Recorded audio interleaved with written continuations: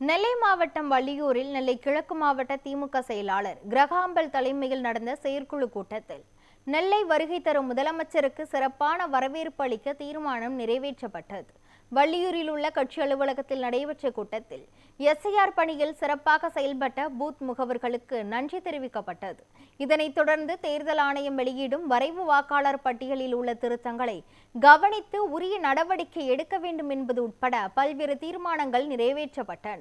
கூட்டத்தில் மாவட்ட செயலாளர் கிரகாம்பல் பேசும்போது, கடந்த ஒரு மாத காலமாக நடந்த எஸ்ஐஆர் பணியில் திமுக பூத் முகவர்கள் சிறப்பாக செயல்பட்டதன் காரணமாக ராதாபுரம் தொகுதியில் 82%, நாங்குநேரி தொகுதியில் 85.33% வாக்காளர்கள் பதிவு செய்யப்பட்டுள்ளதாக தெரிவித்தார்.